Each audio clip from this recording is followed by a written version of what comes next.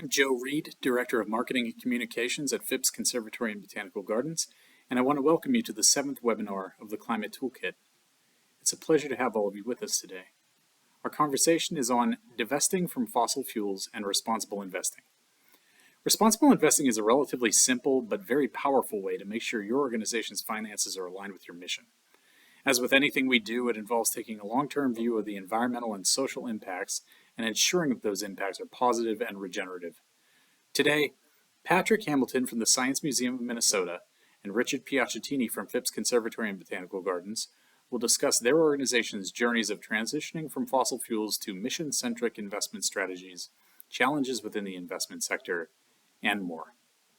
Before we get started, I wanted to report that the Climate Toolkit is now 64 institutions strong and serving more than 47 million annual visitors.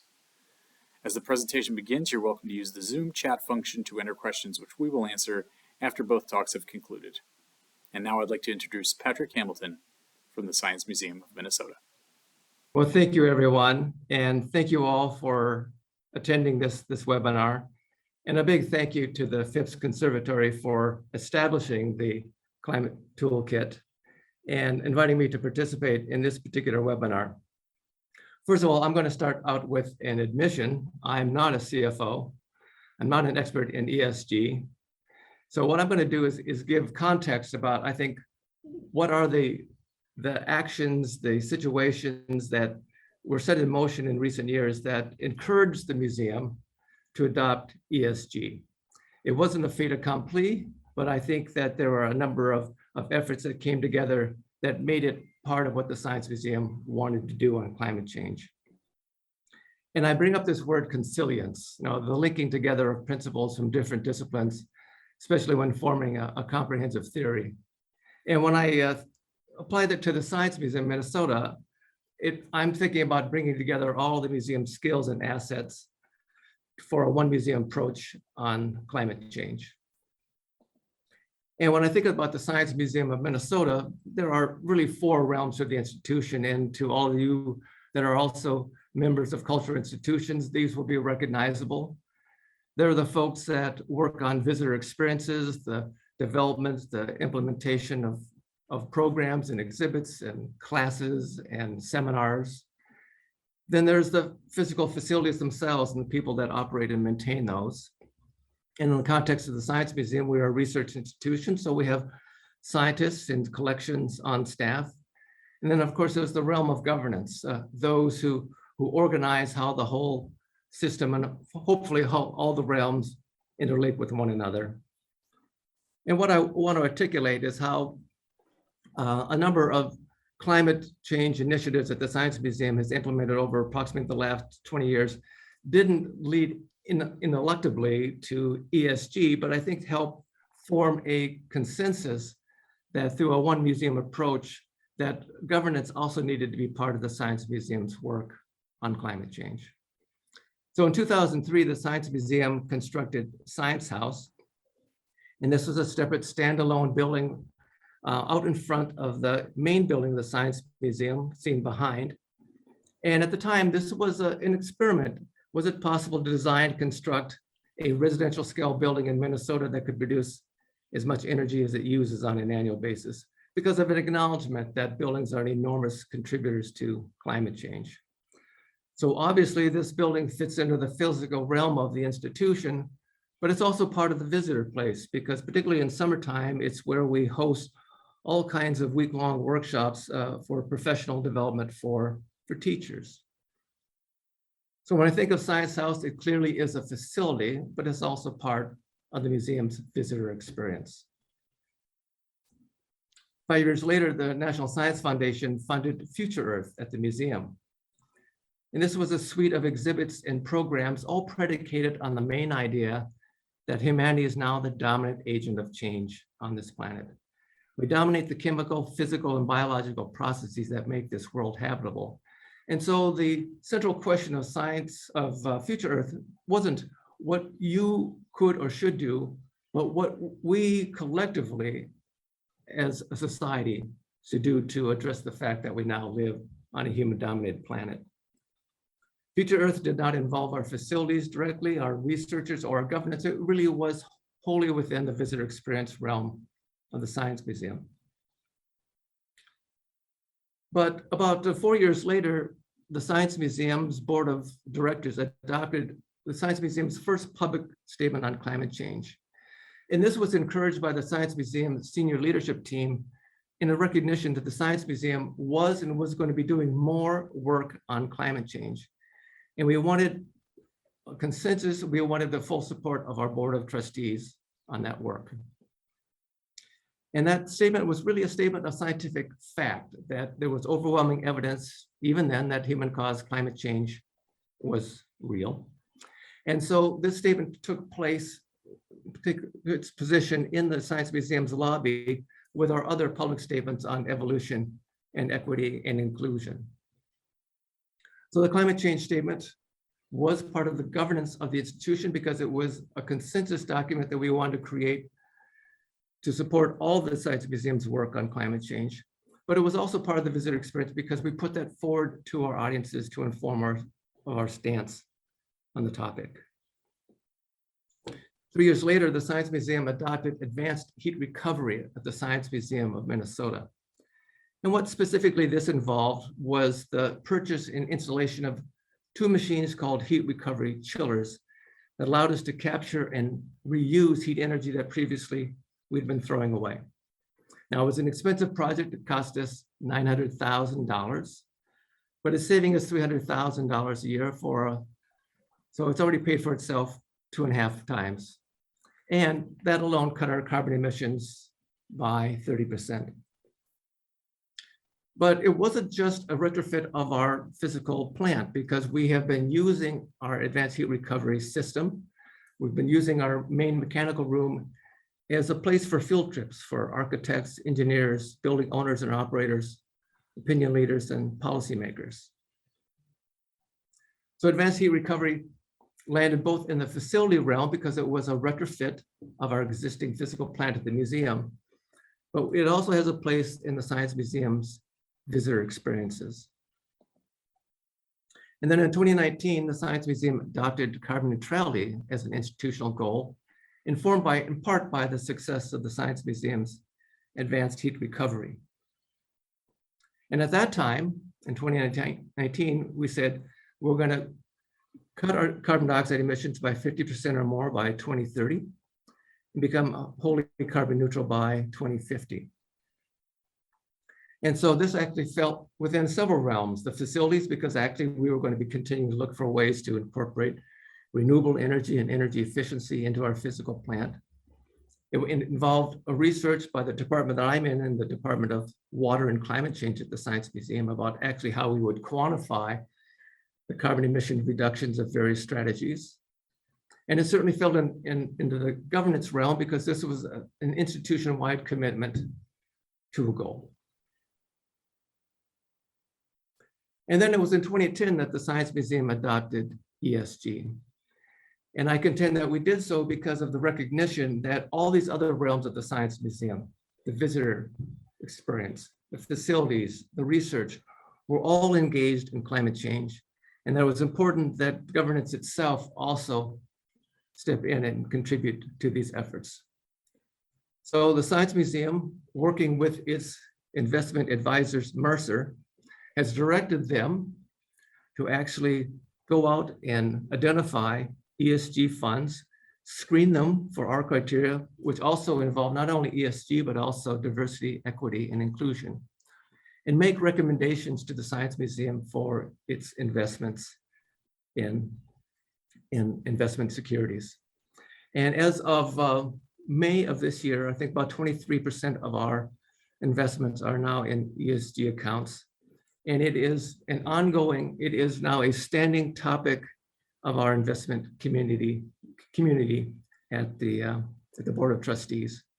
So every time the investment committee meets, ESG is part of the discussion, and Mercer gives a presentation on the current status of their research recommendations.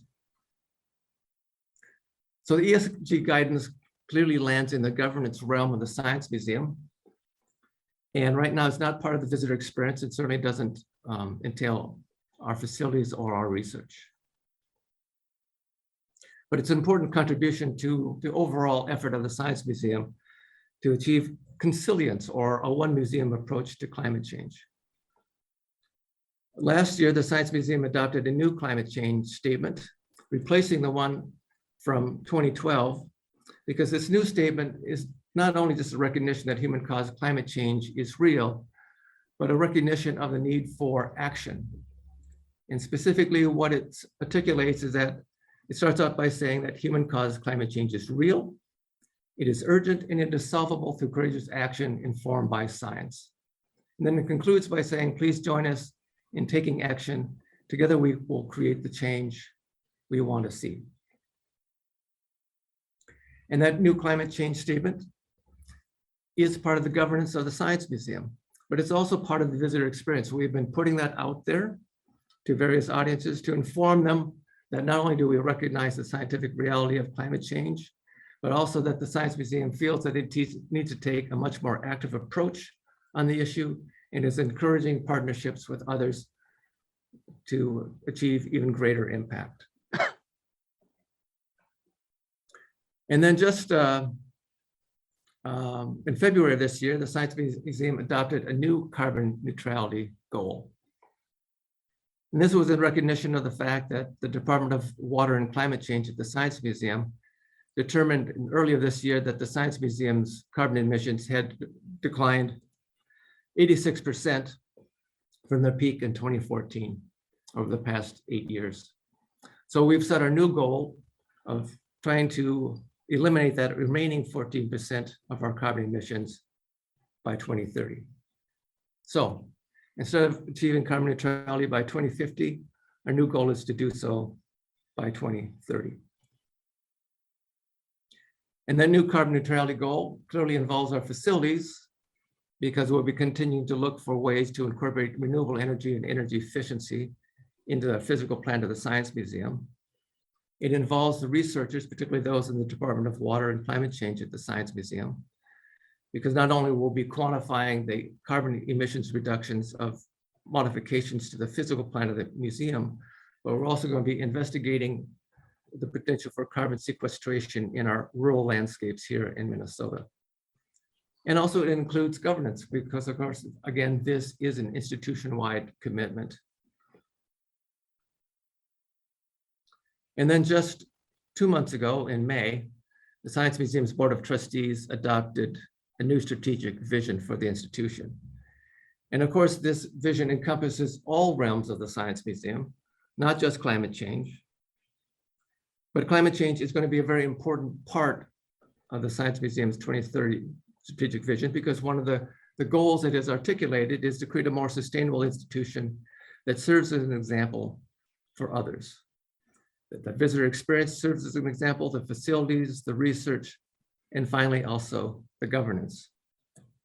So what I and others will be working toward over the next few months and also years is to get as much as possible the efforts of the Science Museum on climate change to actually land as much as possible in the circle where all these realms overlap. And in particular, move ESG guidance, not just from being in the realm of the governance of the institution, but also being much more face forward, particularly in our visitor experiences.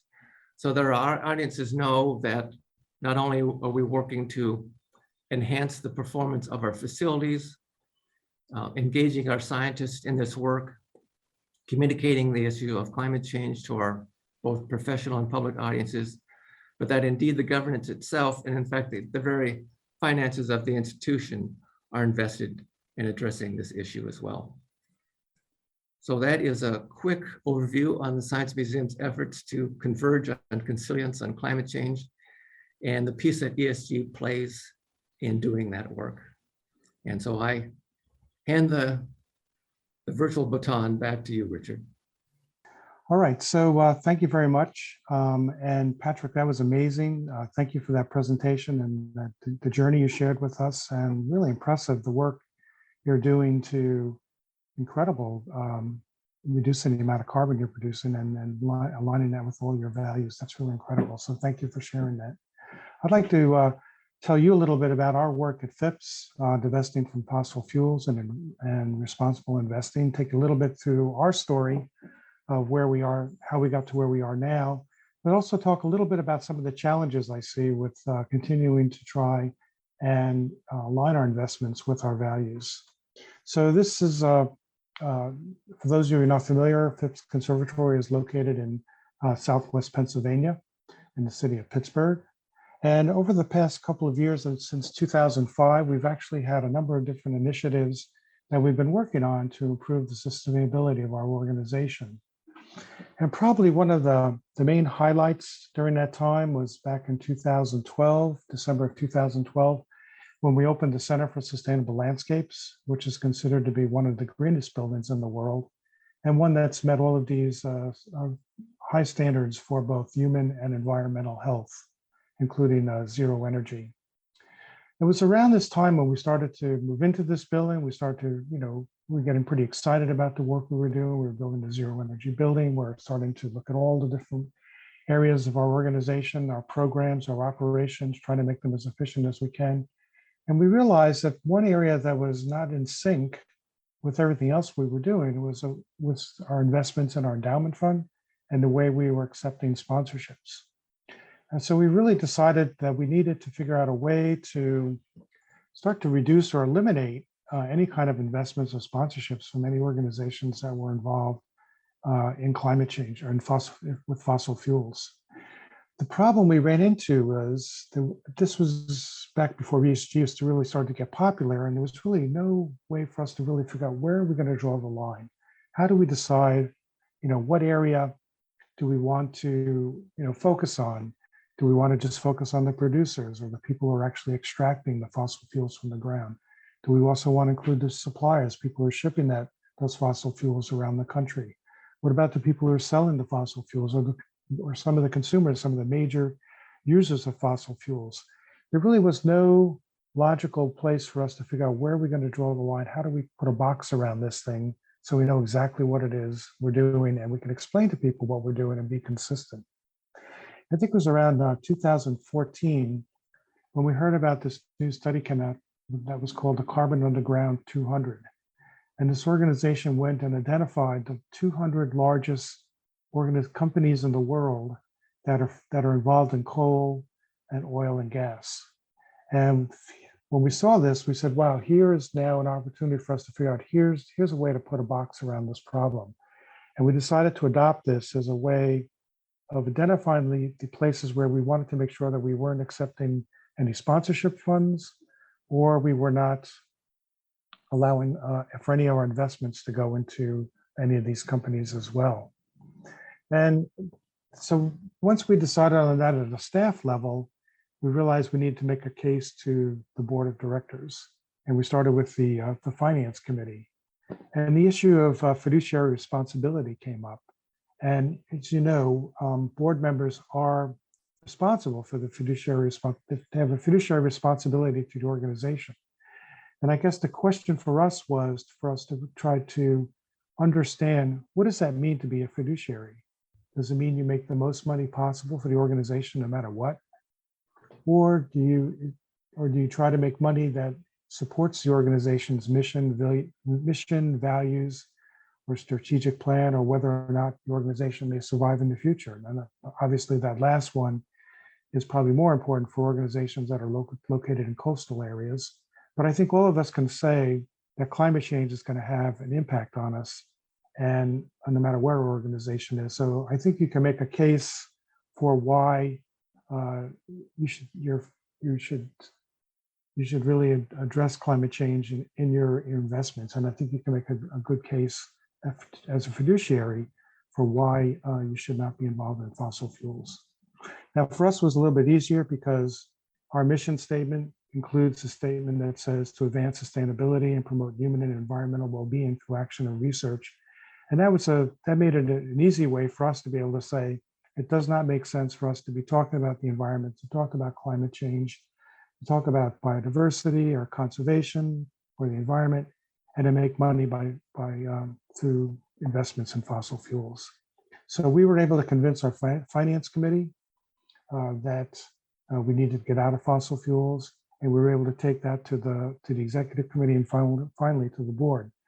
And those next two things actually went pretty quickly. We presented to the executive committee in September of 2015.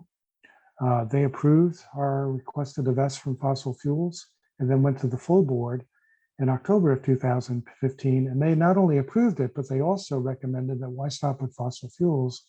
Let's also broaden it to have a much broader ESG basis for our investments. So that actually all took place back in 2015.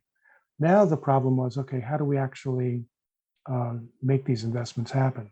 And the first thing we did is we went to our existing fund manager and talked to them about seeing if they could help us move our funds into ESG funds and also help us with some of the negative screens that we came up with, and we wanted to make sure we weren't invested in certain companies. That went on for over a year, and we really didn't have any success in getting them to go in the direction that we wanted to go. So in January of 2017, we put out a request for proposals to a number of different investment firms to see if they could help us with the way we want to invest. Now, at the end, I'll be giving some resources, and I'll be sharing the RFP that we use with you if that might be helpful to anybody. So we ended up accepting Brown Advisors in April of 2017, and they helped us with putting together our final investment strategies, which includes some negative screens like the carbon 200 underground list that I shared with you a little while ago. We also set up negative screens for junk food, pesticides, tobacco, and firearms and weapons, because these were some other areas that were important to us. 65% of our funds were invested in separately managed ESG accounts. So this is where our actual fund advisor had a lot of opportunity to employ negative screens. 30% of our funds were invested in mutual funds that tracked well with our negative screens, and we had 5% in cash. In 2019, we added banking on climate change as an additional screen to avoid financing fossil fuel extraction. I'll talk more about that in a little bit as well. Our investments from the period of 2017 to December of 2020 did very well. Our portfolio went up about 12%, and our benchmark, which includes investments that have fossil fuels, only did 10%. So we actually did better than if we had our funds invested in fossil fuels. And this brings up another important point I'd like to share with you, because when we first started talking about divesting from fossil fuels, one of the arguments that some people wanted to make was that fossil fuels are really doing poorly right now. It just makes a lot of financial sense for us to not be involved in fossil fuels. And I really didn't want that to be the basis for our getting out of fossil fuels, because my concern was, if the reason we're getting out is because they're doing poorly, if all of a sudden they turn around, they start doing well, then there's going to be that argument can be used against us about why we should be invested in fossil fuels. So I preferred not to have that be an argument. And I really wanted to focus on the fact that we really needed to make sure that our investments aligned with our mission and our values as an organization. Now, as you know, over this past year, things have changed with the war in Ukraine, and fossil fuels are actually, as an investment, are going up right now. So we don't have to worry about that argument being used against us to go into the fossil fuels, and hopefully that'll turn around and fossil fuels will go back to where they should be going, which is down. Just real quick, just to make sure we're all on the same page when we talk about ESG. Of course, we're talking about environment, social, and governance. So environment, things like climate change, energy efficiency, things like that. Social represents things like diversity, inclusion, and governance is things like transparency and board independence, and a lot of ethical issues are included in that as well. You, as an organization, will have to decide which of these things make the most sense to you when you start to think about how do you want to invest your funds. Hopefully climate change will be at the top of your list, but then there's a whole series of other issues that may or may not make sense to you as things that you want to really emphasize in your investments as well. ESG funds as a whole have been really going up incredibly quickly since about 2012. They're right now, it's estimated that $1 in every $3 of managed US assets are invested in ESG funds. So clearly, this is something that's taken off, and it's becoming easier and easier to invest in funds that have a social and environmental and ESG imperative. Now, one thing I would like to mention is that you have to be careful, because as these funds become popular, there's a lot of funds that are not actually what you expect them to be. And recently, there was an article last December in Bloomberg that was called the ESG Mirage. And it was all based on the fact that there's something called MSCI, which is the largest ESG rating company that many of the ESG funds use to say that their funds are ESG funds. They use the MSCI rating to justify that. But MSCI, contrary to what most people think, does not actually try to measure the impact of the corporation on the world. Rather, it's all about whether the world is going to mess up their bottom line. And that's contrary to what I, and I think many other people thought. We thought that if you had an ESG fund that was using MSCI, that means it must be really good and good for the environment. Well, that's not necessarily the case. And it may not be what you think it is. MSCI, it dominates the rating systems right now. BlackRock and other investment salesmen use these ESG ratings to justify their funds as sustainable, which also means they could charge you more of a fee because you're invested in this sustainable fund. And as I mentioned, the ratings don't really measure the company's impact on the earth and society. In fact, it's just the opposite. It's the potential impact of the world on the company and its shareholders. So just to give you a couple of examples, in 2019, McDonald's Corporation produced 54 million tons of carbon emissions, which represented a 7% increase over 4 years. That same year, MSCI gave McDonald's a ratings upgrade after dropping carbon emissions from any consideration in the calculation of McDonald's rating. Why? Because MSCI determined that climate change neither poses a risk nor offers opportunities to the company's bottom line. So they felt that climate change is not going to affect McDonald's, so there's no reason to give them a bad rating, even though they're producing 54 million tons of carbon emissions each year. Another example, JPMorgan Chase. Since the announcement of the Paris Agreement at the end of 2015, JPMorgan Chase has underwritten more bonds for fossil fuel companies and earned more fees from them than any other bank in the world. And MSC upgraded in December 2020 to a BBB rating. Another example, BlackRock's ESG Aware Fund holds a portfolio that closely tracks the S&P 500 as well as our own S&P 500 fund. The ESG fund has a sustainable label thanks to MSCI, but it actually has more fossil fuel stocks than the actual S&P 500. The big difference between the two BlackRock funds is the fees for the ESG Aware funds are 5 times those than the S&P 500 fund, even though they have more fossil fuels than the regular S&P 500 fund. So this means you really need to be careful. I mean, because these funds are becoming so popular, ESG funds, more and more people want them, so more and more organizations are offering them. And they're also see this as an opportunity to charge you a higher fee. So you have to be really careful about which funds you're looking at, and hopefully you'll have a good fund manager to help you can do that. But there are some online tools you can use as well.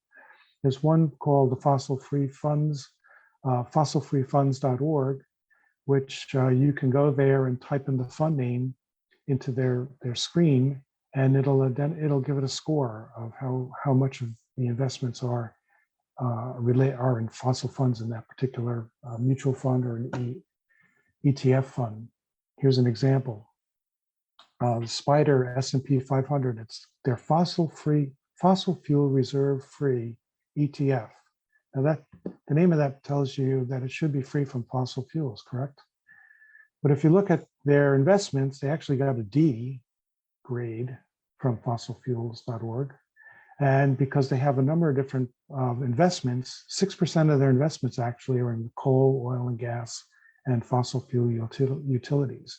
So you can't always go by what the name says, but you can use some of these online tools to help you identify which funds are better than others. Another important issue to be concerned about is how your funds are voted.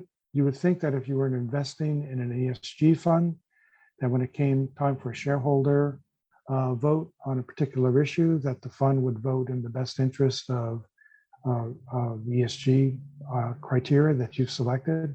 That's not always the case. So if you look here from some research that was done by Morningstar, you can see some funds like Calvert and Parnassus, 100% of the time when a shareholder vote issue comes up, they vote the way you would expect them to vote as an ESG investing fund. But then you look at some other organizations like Vanguard and BlackRock, they have a terrible record for voting for issues that are really important, whether it be the climate or any other ESG type of issue. So again, this is another thing that you need to be aware of when you're investing in some of these funds. One other issue I want to share with you, I mentioned this earlier, the idea of banking on climate change. We became aware of this report back in October of 2019, when we were just about ready to sign a sponsorship agreement with JPMorgan Chase for $400,000. And right as we were about to do that, we learned about this report, and we found out that JPMorgan Chase is the largest funder of fossil fuel extraction in the world. They lead by 29%. Wells Fargo is not even a close second. And once we realized this is what they were doing, we said, there's no way we can accept their money. So we didn't accept it. This fund is, I think this is a really good report that since has been gets updated every year. Now it's called Banking on Climate Chaos. And you could use this to look at which organizations, particularly banks and investment firms, are sponsoring or financing all the fossil fuel extraction that's going on in the world. And hopefully these will be organizations that you will consider not doing business with. So in conclusion, I'd like to say that it's really important to, when you start your journey down this idea of investing in ESG funds, it's really important for you to identify your highest priorities. And as I said, I hope climate change is one of your top ones. You need to find an alignment with either your mission, your values, your strategic plan, because you do have to address this idea of fiduciary responsibility. Particularly, if you want to convince your board that this is something that they should be doing, you need to make sure that you address this issue. You need to find a fund manager that really understands ESG and really understands what are the issues that are important to you, because there's lots of places where this can fall down, and you just can't, pick an ESG fund and expect it to be something that you think it is. So you really need to make sure you don't be naive, be vigilant, use a lot of the online resources that are available to make sure you get what you think you're paying for and what you think you're investing for. Just like to share a couple of resources with you. We'll be sharing this with you in the chat. Some information here on Phipps, but then if you look at the last 4 items, I will give you a link to the Banking on Climate Chaos report. Also the article on ESG Mirage that appeared in Bloomberg, a link to the fossil free funds. It's a way to identify which funds have fossil fuels in them. It's a great way to screen for funds, to find funds that align with your values related to climate change. And then a report on the sustainable fund voting and how different organizations vote their funds, which is something else which I think is really important for you to understand as well. So one last slide. I could have started with this slide and talk about, why are we doing this? Why do we care? Of course, you're all here. So obviously you care about this issue. We care about the planet. Hopefully now, between Pat and myself, we've given you some ideas to think about how you can start to align your sponsorships, your investments, your values with your values and your mission, to really make sure that the money that you're investing is going to things that help the planet and not hurt the planet. So thank you very much. And I think we'll be ready to see if anybody has any questions, either Pat and myself. Thank you so much, Richard. I'm excited to say that moderating our Q&A today is Cameron Chase, and she's our very first Climate Toolkit intern. She's been with us this summer, helping in a variety of capacities, and we're very happy to have her with us. And without further ado, I'll pass to her to start relaying the questions. Thank you, Cameron. Yes, hi, thank you, Joe. Great presentation, Patrick and Richard. We really appreciate you sharing your insight with everyone. So we had a couple questions pop in the chat. So I guess either one of you could kind of answer first, or if one of you has, wants to answer first or doesn't have an answer, that's totally fine. So can we, one of the questions was, can we find out where to obtain the Science Museum of Minnesota's public statements on climate change, evolution, inclusion, and equity in ESG? Yes, I will. I'll put that link in the chat. So there's a and just a simple way to get to the climate change one is just to in a web browser just type Science Museum of Minnesota climate change, and that'll bring you to our statement. But I'll also put in a link in the chat to the site where all three statements are posted. Okay, great, thank you. And Richard, it looks like this next question was directed more to you. So if you could not use MSCI rating, how do you recommend evaluating investments other than negative screen? That's a really good question. And it's a hard question to answer because that is the predominant system for doing ESG ratings right now. I think if you have a good investment manager, you could talk with them and they can help you with identifying funds that make sense for you. Other than that, I would use some of the online tools. So one of them that I mentioned, the fossilfreefunds.org, that can help you identify which funds don't have fossil fuels. And then so the purpose of this webinar is on climate. So I provided that. I'm sure there are other tools out there that help you identify other social and governance issues and how well funds are doing with regard to those. But I think you just have to, make sure you have a good fund manager or use some of these online tools to help you identify which funds make the most sense for you. All right, looks like we have another question in the chat. So would it be possible for the two organizations to share your investment policy statements? It looks like we'd like to move toward a mission-based approach to investing, and it would be very helpful. Yes, I put mine in the resource list for Phipps. And that can be sent out to everybody. And I'll reach out to our interim CFO to see if there is a comparable document that can be shared. We also included our RFP that we use for finding an investment advisor, if that might be helpful to some people as well. Great. Looks like someone asked, so I guess for Richard, how do you define junk food? We did a similar negative screen. We identified the top 10 organizations that are involved in producing fast food restaurants and things like soda and other types of junk food. There are places you can go online and find out what those companies are. So we just identify those 10 different organizations of ones that we do not want to invest in. Okay. And then how would you evaluate your holdings with your advisors? For example, with BlackRock stating they would not support any climate related proposals, would you get out of all BlackRock funds? Have any BlackRock funds? And that's part of the reason why.